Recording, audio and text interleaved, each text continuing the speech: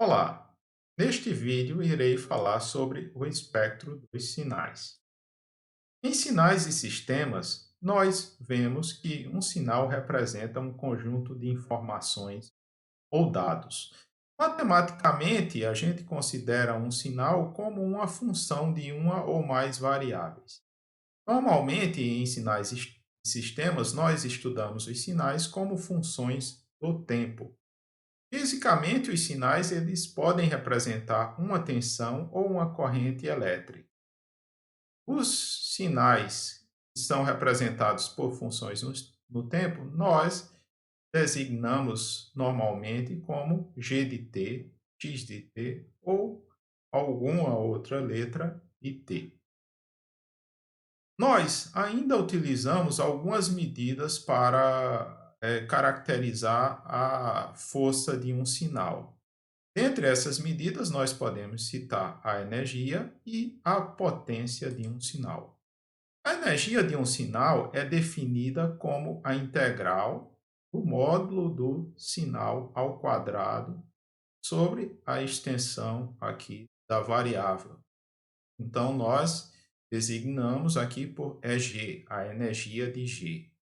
Já a potência, nós definimos como um limite.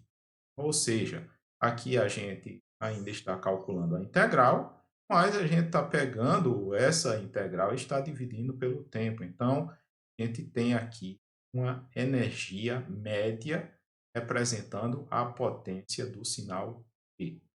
Então, P de G é a potência de G e nós podemos interpretá-la como a energia média de G. Ainda nós podemos definir o valor RMS de G como a raiz quadrada da potência de G. Bem, nós podemos simplificar a expressão de cálculo da potência quando nós lidamos com sinais periódicos. Então, se nós temos um sinal periódico, ou seja, um sinal que se repete a cada intervalo da ação t0, nós podemos calcular a potência de G calculando a energia do sinal em um intervalo de duração t0 e dividindo esta energia pelo período t0. Então, aqui você pode notar que o limite desapareceu. Isto aqui, é claro, para sinais periódicos. Bem, nós podemos analisar sinais no domínio do tempo ou no domínio da frequência. Quando nós utilizamos a análise no domínio da frequência, nós iremos utilizar as séries de transformadas de Fourier. Quando a gente está tratando de sinais periódicos, ou seja, sinais que se repetem, nós utilizamos as séries. Quando nós lidamos com sinais aperiódicos, pode ser para periódico também, né? Nada impede da gente tirar a transformada de um sinal periódico, nós utilizamos a transformada de Fourier. Então, vamos começar aqui dando uma relembrada nas séries de Fourier. Então, as séries de Fourier, né, você usa uma representação em várias bases de funções ortonormais possíveis. Então, a gente tem séries de Fourier que utilizam senos e cossenos, outras séries que utilizam senos ou séries que utilizam exponenciais complexas. Elas são todas equivalentes. Aqui está a representação de um sinal em séries de Fourier com cossenos e senos. Então, inicialmente o sinal tem que ser periódico, então x de t é um sinal periódico com período t0. Então, nós temos aqui a representação. Aqui um termo que está isolado, né? Ele não tem nenhuma componente aqui frequência associada. E aqui nós temos uma soma infinita. Então, n aqui varia de 1 até infinito. Então, você vai ter o cosseno de ômega 0t, o cosseno de 2 ômega 0t, e assim sucessivamente. Então, aqui nesta definição, o A0 é dado por esta integral, a integral do x, período dividido por t0. O termo AN que se encontra aqui é dado aqui por esta integral e o termo BN tá aqui, ele é dado por esta outra integral. Bem, aquela forma em senos e cossenos, ela pode ser compactada nesta forma que possui apenas cosseno. Então, aqui eu pode observar que não tem mais o termo do seno, mas apareceu aqui uma fase θn. Então, a soma continua sendo infinita, mas aqui a gente só tem o termo do cosseno, agora com fase. Nós podemos relacionar aquele modelo, senos e cossenos, com esse modelo aqui. Então, que faz uma igualdade aí entre as duas séries, a gente tem que o C0 é igual ao a zero e o Cn é dado pela raiz AN ao quadrado mais BN ao quadrado. O θn é o arco tangente de menos BN sobre a N.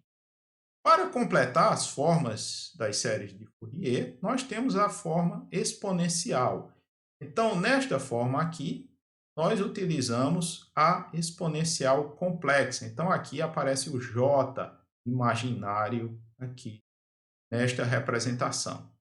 A forma de cálculo do coeficiente dn, ela é dada aqui por essa integral, e nós também podemos relacionar o dn com os outros coeficientes, com os outros formatos de série. Então, aqui com a série em senos e cossenos, aqui com a série compacta, né, tanto para o coeficiente aqui com n positivo, desse lado, e com o n negativo aqui deste outro.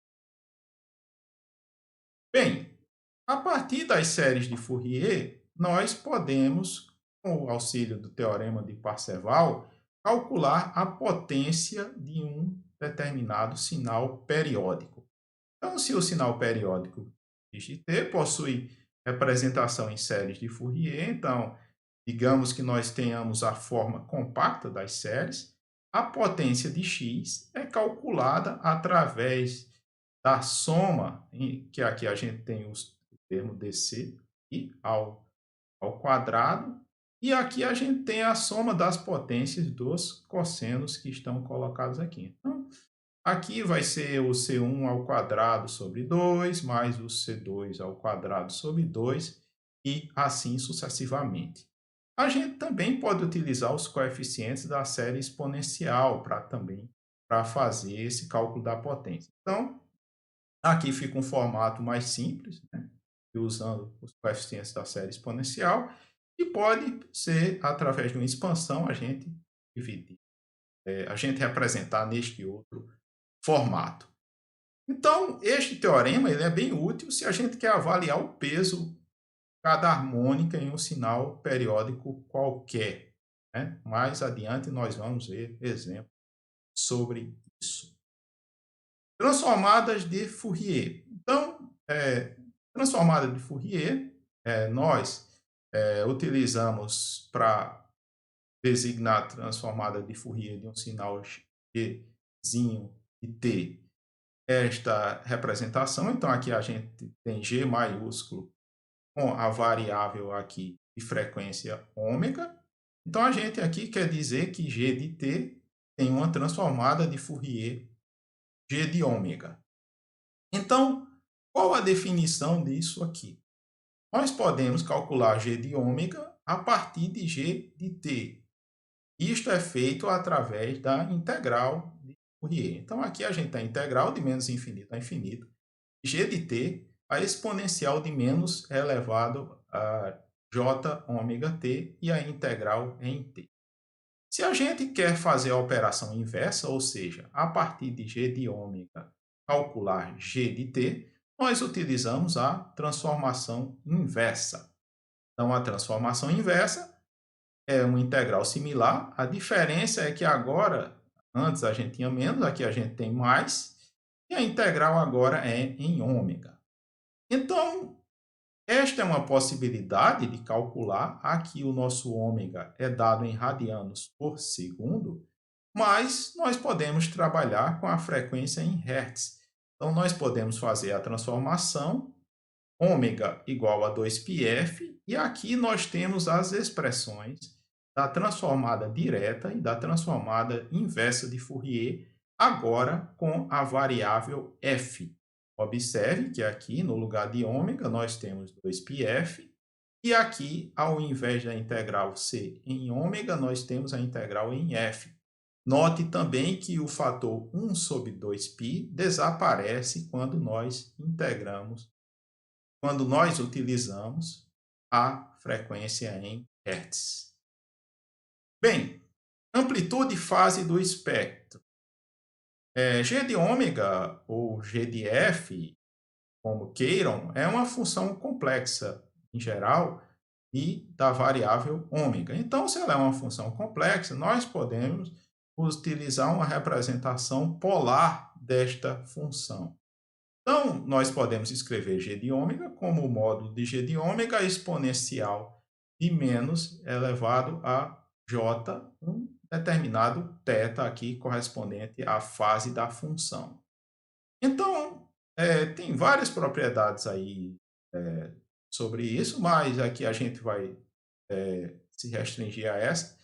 Se o g for uma função real, como é a maior parte dos sinais que a gente estuda aqui nesta disciplina, então nós podemos simplificar as coisas e isso daqui leva a este resultado aqui que é bastante importante. Isso quer dizer que a amplitude da transformada de Fourier para um sinal g de t real, ela é uma função par, e a fase a fase da transformada de Fourier, ela é uma função ímpar. Aqui nós podemos visualizar isso através de um exemplo. Então, nós temos aqui um sinal, um exponencial, então observe aqui que é um sinal real, é exponencial, decrescente, aqui o A é positivo. Sendo as contas da transformada de Fourier, nós obtivemos uma função complexa, que essa função complexa, colocada na forma polar, nós temos aqui a amplitude, 1 sobre raiz de a ao quadrado mais ômega ao quadrado, e aqui a fase, né, que é o menos arco tangente de ômega sobre A. O gráfico disso aqui está colocado aqui embaixo, né? Então nós observamos que a amplitude, ou seja, o módulo de g de ômega, é uma função par e a fase é uma função ímpar, né? Então isso aqui está corroborando aquela propriedade anterior que nós vimos, que para um sinal real nós temos o módulo uma função par e aqui a fase uma função ímpar. Nós temos ainda alguns modelos que são bastante úteis aqui ao longo desta disciplina. Então, nós temos aqui a função retangular, que representa um pulso. Então, o que é que esse pulso representa? Aqui a gente tem, observem que vocês podem verificar que nós temos um sinal que está centrado na origem, que tem amplitude 1, e ele tem aqui uma duração aqui de uma unidade. Aqui a gente tem um outro modelo, um pouquinho mais geral, né, que continua aqui com amplitude 1 e ele também continua centrado na origem e ele vai de menos tal sobre 2 até tal sobre 2, de forma que a largura dele é tal. Como é que a gente representa este pulso? Este pulso é representado aqui por π x, nesse caso aqui é a nossa variável aqui, o eixo aqui das abscissas, e este tal aqui ele está representando a largura. Então, aqui a variável x, nesse caso, e a largura dele que é tal. Nós ainda podemos utilizar uma outra notação, essa notação é usada lá em disciplina de sinais e sistemas, que está dizendo que é um retângulo. Também, de novo, variável x, e aqui a largura tal. O que é que interessa para a gente é calcular a transformada de Fourier deste pulso, né? Então, a transformada de Fourier desse pulso, ela, após algumas continhas, ela pode ser reduzida a um seno dividido aqui por esta mesma quantidade aqui que está embaixo aqui. Para isso, a gente pode usar a função sinc x, que é o seno de x sobre x, ou seja, um seno de amortecido, para simplificar essa notação e escrevê-la como está aqui. Então, a transformada de Fourier do retângulo, ela é dada aqui por um g de ômega, e esse g de ômega é igual ao tal sinc de ômega tal sobre 2. Então, esse sinc aí ele tem algumas propriedades, né? Ele aqui é uma função que é par, ele vai se anular aqui a múltiplos de π, múltiplos inteiros de π, e o sinc de zero, apesar de ser uma indeterminação aqui, tipo zero sobre zero, mas nós podemos utilizar a regra de L'Hopital e verificarmos aí que o sinc de zero vale 1. Né? Então, o sinc ele vai ser uma função com período 2π e que ele vai decrescer de acordo com 1 sobre x. Então, aqui a gente tem uma figurinha aqui que ilustra aqui o que acabou de ser visto. Então, aqui a gente tem o pulso, G, a transformada de Fourier, G de ômega, e observamos aqui que a gente tem um seno que decresce, né? Um seno aqui amortecido. Então, se pudesse aqui traçar uma linha, a gente veria que isso aqui está caindo sobre o sobre aí a variável aí que está sendo dada sobre ômega, no caso, né? Então, outro fato aqui importante é que observamos aqui que o pulso ele tem uma duração limitada no tempo e no domínio da frequência ele se estende aí até o infinito. Então, a gente dizer, né, que o pulso aqui ele tem uma largura de banda que é infinita. Mas observe que a maior parte do sinal ela está concentrada nesta neste círculo, né, ou neste como, não sei como falar exatamente, inicial, né? Então, de forma que se a gente fosse estimar a banda desse sinal, a gente poderia dizer que ela vale 2π sobre tal radianos por segundo, ou 1 sobre tal hertz. Ainda nós temos algumas transformadas que são bastante úteis. Nós temos o impulso no tempo, que tem a transformada 1, o impulso em frequência, e que no tempo ele corresponde a um sinal constante 1, o impulso deslocado em frequência, tanto aqui do lado positivo quanto aqui do lado negativo, que correspondem a exponenciais complexas aqui no domínio do tempo. E a partir da linearidade da transformada de Fourier e das relações derivadas aí da forma de Euler, a gente pode, usando a representação do cosseno exponenciais, calcular a transformada de Fourier do cosseno como sendo aqui a soma de dois impulsos. Então, a gente vai ter um impulso localizado em ômega zero, um impulso localizado aqui ômega zero, e isso corresponde à transformada de Fourier cosseno. Analogamente, nós podemos ter também a transformada de cosseno usando derivação, né? A diferença aqui é que aparece aí os termos de fase que modificam um pouco a expressão final. Nós temos também propriedades da transformada de Fourier. Então, nós vimos algumas expressões e nós temos propriedades. Nós temos a simetria, colocada aqui, G de t, tem uma transformada G de ômega, então G grande de t tem uma transformada de Fourier 2π nos ômega.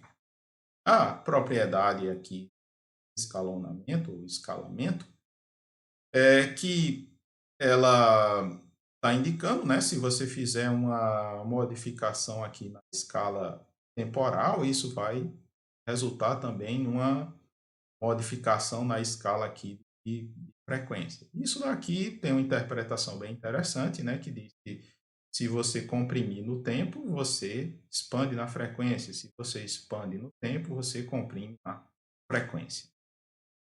Deslocamento no tempo. O deslocamento no tempo ele corresponde a um acréscimo de fase da frequência. O deslocamento em frequência, o deslocamento em frequência aqui, né? Ele tem aqui uma espécie aqui de dualidade, então aqui se a gente multiplicar o sinal g por uma exponencial complexa, isso aqui resulta num deslocamento de frequência. A partir desta propriedade, a gente pode derivar a propriedade da modulação. Então, a gente faz isso aqui para o elevado a j ômega 0t, faz para o elevado a menos t, usa lá a fórmula de Euler e a gente chega nessa expressão que está colocada aqui embaixo, que diz que se você multiplicar g por um cosseno, isso equivale a você ter uma soma de espectros deslocados. Então, um que está lá foi deslocado lá para ômega zero e o outro que foi deslocado para menos ômega zero e foi o resultado aqui desta operação domínio do tempo. Nós temos ainda a propriedade da convolução. Então, aqui a operação de convolução é muito usada aí no estudo de sistemas lineares. Então, se a gente faz uma convolução no tempo, isso equivale no domínio da frequência a gente fazer uma multiplicação. Se a gente convolui na frequência, isso corresponde a uma multiplicação no domínio do tempo. Nós ainda temos a propriedade da diferenciação. Se nós tiramos a derivada de um sinal, isso equivale a multiplicar no domínio da frequência por j ômega. Nós temos também a integração no tempo. Se nós integrarmos, a gente divide por j ômega e aqui aparece aqui alguns fatores dependentes aí do sinal. Bem, prosseguindo, né? Então, até agora nós vimos as séries e transformadas de Fourier e a gente pode derivar aí algumas medidas a partir do que nós vimos até agora. Então, assim como vimos nas séries de Fourier, que dava para calcular a potência de um sinal periódico a partir das componentes da série utilizando o teorema de Parseval, nós podemos fazer a mesma coisa para um sinal de energia. Então, se a gente tem um sinal de energia, ou seja, um sinal lá que a energia é finita, a potência dele é nula, para esse tipo de sinal, a energia de G ela pode ser calculada também a partir da sua transformada de Fourier. A gente integra o módulo da transformada ao quadrado e isso aí vai dar a energia. Expressão tanto em ômega, tanto em F. Então, aqui, né, dado esta expressão, aqui a gente está verificando, né, que para calcular a energia, a gente está integrando aqui na frequência. Então, a gente pode chamar esta expressãozinha que está aqui, o módulo de f ao quadrado, ou o módulo de g de ômega ao quadrado, a gente pode chamar isso aqui, dar um nome especial para isso aqui, chamar de densidade espectral de energia. Nós podemos utilizar aqui uma especial para designar esta densidade aqui espectral de energia. Então, utilizando esta definição, né, a energia é a integral da densidade espectral de energia. Se nós aplicarmos esse conceito para sistemas lineares, a gente pode chegar ao resultado que a densidade espectral de energia da saída é a densidade espectral de energia da entrada vezes o módulo aqui da função de transferência ao quadrado. Largura de banda essencial. Então, nós vimos que para sinais que têm uma duração finita no tempo, o espectro desses sinais ele se estende até o infinito, né? Só que nós vimos também que o sinal ele vai afracando na frequência, né? Então, ele lá, o módulo lá da transformada de Fourier ao quadrado, ele vai diminuindo, né, à medida que a frequência aumenta. Então, se o sinal tem energia finita, o espectro de amplitude ele vai tender a zero aqui quando o ômega tende ao infinito, né? Já que a energia é uma quantia finita. Então, nós podemos suprimir frequências aí que não representam muita coisa aí para o sinal, né? Que se a gente tirá-las, não vai fazer muita diferença. Então a gente chama esta frequência de B e diz que até esta, partindo do zero até este B, a gente vai chamar esta banda de largura de banda essencial. Então, o que é a largura de banda essencial?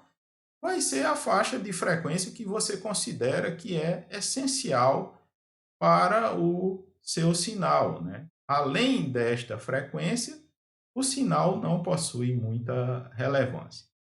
Então a gente tem vários critérios aí para definir o que é essencial. Isso aí é meio subjetivo, meio dependente da aplicação. A gente pode, por exemplo, dizer, olha, o B é aonde o que contém 95% da energia do sinal, mas poderia ser 98, 99, né? Vai depender aí do seu critério. Nós ainda temos algumas outras medidas que eu vou citar aqui, mas não relevantes aqui para os nossos estudos, mas ainda a gente tem eh, relações, né, que são derivadas disso. Então, nós temos a autocorrelação temporal de um sinal G, e ela é definida por esta integral. Então, a gente pega o G deslocado aqui de uma duração tal, faz essa integral e a gente chama isso de autocorrelação de um sinal GNT. Esta autocorrelação, ela tem propriedades, a gente pode utilizar aí as substituições do cálculo, ver que esta integral equivale a esta aqui. Aqui a gente tem um sinal aqui adiantado, aqui a gente tem um sinal atrasado. Ela é uma função par, né? E que, se você tirar a transformada de Fourier dela, você vai ter exatamente a densidade espectral de energia.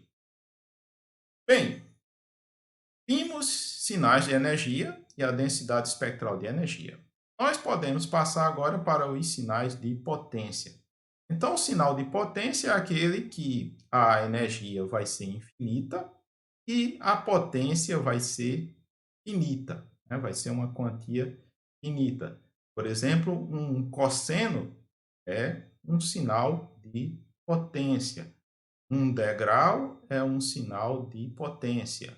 Um pulso é um sinal de energia. Então, para um sinal de potência, a gente já tem, né, que a potência ela pode ser interpretada como uma energia média, e a gente pode utilizar essa mesma ideia para obter uma expressão do cálculo da potência no domínio da frequência. Então, aqui a gente tem a potência aqui como uma integral de um limite. Aqui nós observamos o que é que a gente tem. Aqui a gente tem a densidade espectral de energia de um sinal truncado, e aqui a gente está fazendo uma média, né? Então você está pegando aqui essa densidade, dividindo pelo tempo, fazendo o tempo tender a infinito. Então, isto daqui vai me dar a potência de um sinal, e aqui a gente tem uma relação, né, que está relacionando a frequência com a potência aqui de um determinado sinal. Então, nós podemos definir aqui, está aqui dentro, como a densidade espectral de potência. Então, a gente utiliza aqui a letra S, S de ômega, representando aqui a densidade espectral de potência. Se a gente joga esta expressão aqui de volta, nós podemos observar que a potência é a integral da densidade espectral de potência. Aqui com ômega, aqui com F, né? O fator de 2π some. Nós também temos a autocorrelação no tempo de um sinal de potência. É uma expressão similar. A diferença é que aqui a gente coloca o limite, né? Então, bastante similar, com essa exceção do limite, continua sendo uma função par, as propriedades se mantêm, né, e a gente pode também ter uma relação lá com as expressões da autocorrelação do sinal de energia. O que é de relevante para a gente é que, se a gente tiver aqui a autocorrelação no tempo e um determinado sinal de potência, a transformada de Fourier dele é a densidade espectral de potência. E da mesma forma, se nós temos um sistema linear invariante no tempo, com uma entrada G e uma saída Y, a densidade espectral de potência na saída é a densidade espectral de potência na entrada, vezes o módulo da função de transferência ao quadrado. Bem, é isso.